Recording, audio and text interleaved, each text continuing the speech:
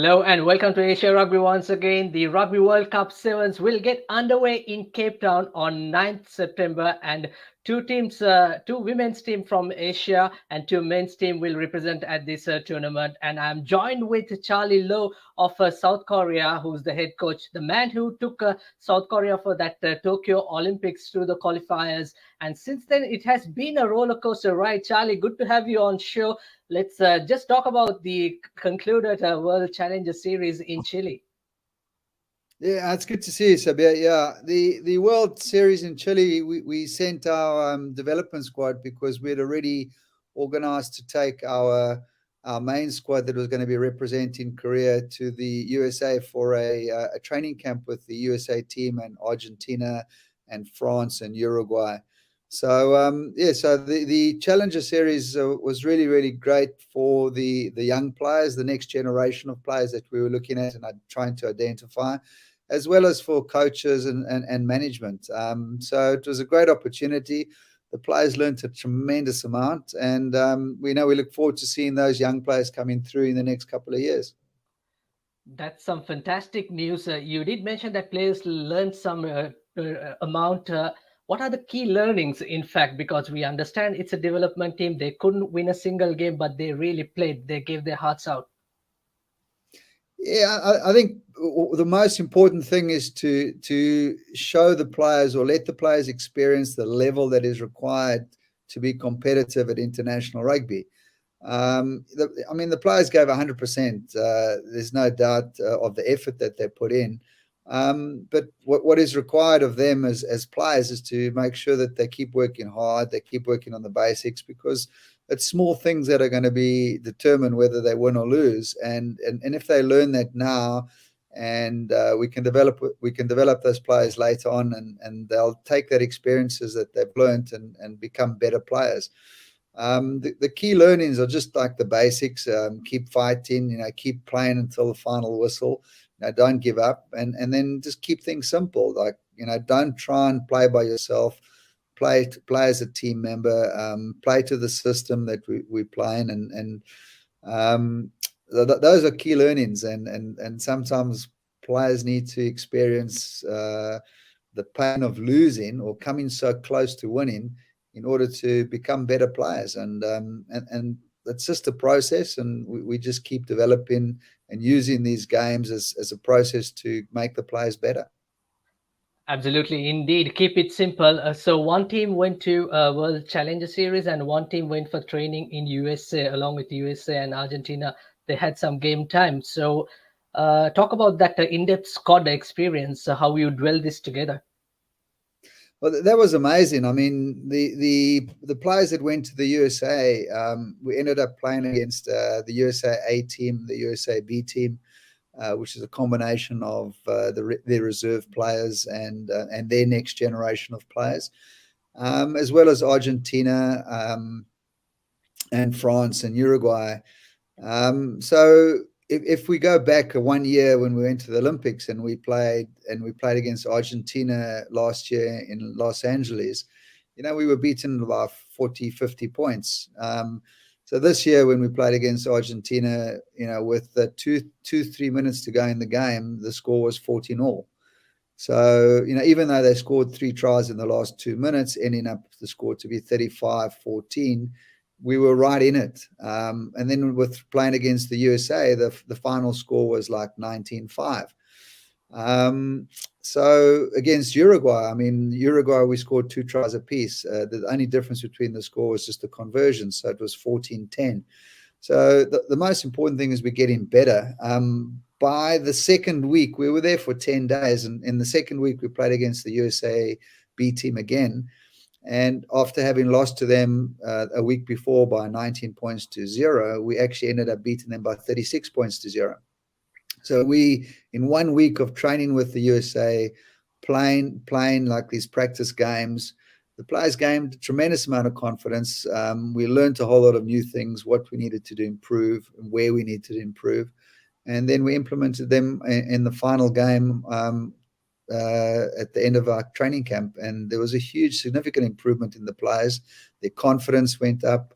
the ability to perform under pressure and make sure we were accurate in our basics was unbelievable. It was growth not only for the players but also for the coaches to learn from the American coaches and see what they did at training. So it was a wonderful opportunity, and we just hope we can just keep doing it to develop the players and the coaches in the future.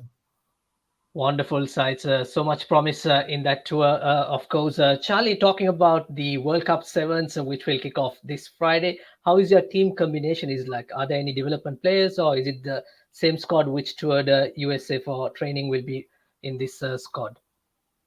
No, it's the same squad that toured the USA. All we've done is we've just cut players. We've like sort of taken the best players from that USA training camp, and now we're bringing them, and then we just keep reducing the numbers until we got the most or the best 12, and they will be representing Korea at the Rugby World Cup Sevens in Cape Town. So the team's really well balanced. We've got a good sort of balance between youth, middle-aged players, and your more experienced players. And we've kept out of the group of players that went to the Tokyo Olympics, there's out of the total of 13 players that represented Korea, there's 7 of those players still left in the squad. So we've got that balance of experience and youth, young players still around, and we're bringing in and blooding new players. So it's just a process. It's just a constant process of just developing players, giving them opportunities, and trying to get the best out of them, and making sure that they do a great job on the field.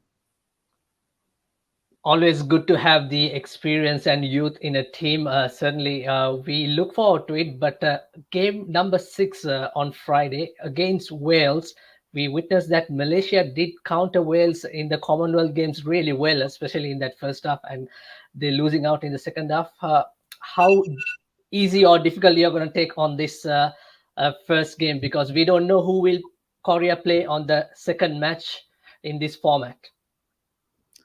You know, we know it's going to be a hard game. I mean, no game at the Rugby World Cup is going to be easy. You know, Wales have got a lot of experience. They've got some good players. They've been playing on the world circuit. And for us, the most important thing is just to go out and perform. You know, we've obviously identified certain key areas in their game and key players who are important for their how would you put it, for their continuity to take place and implement their game plan. So we have to just make sure that we stop those players, their key players, and make sure that we do the things that we need to do. So that is key. You know, I always say that, you know, rugby is a strange game, or sevens is a strange game. You know, you can play it and you can lose right at the death, and you can also play a brilliant game and actually end up winning. So hopefully we can go and perform really well. And just, I think for us, we don't really worry about the result. We're just looking at a good performance. We know if we perform well, we'll be in the game, and we'll have put ourselves an opportunity to win it.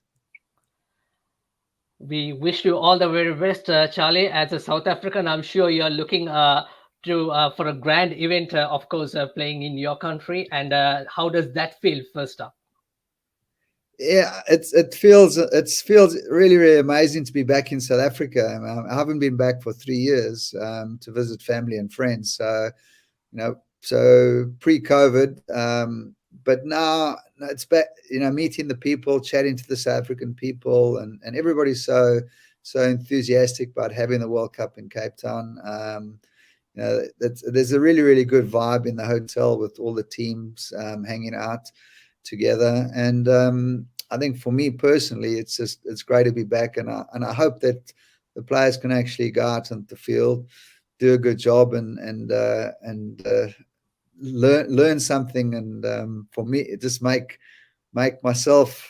me happy as a coach. I think that's the key thing. You know, if they do a great job, then I'll be happy. Make you as happy, make Asia Rugby happy, Charles. Thank you very much for your time. We wish you all the very best, and we'll look forward to speak to you soon. No, I appreciate that. Thank you, Sabir. Take care, and all the best. Cheers. Cheers. Mr. Charlie Louw, you're going to Cape Town. How does it feel? It feels absolutely fantastic. Yeah, it's a wonderful feeling to be returning to South Africa to take part in a Rugby World Cup Sevens tournament.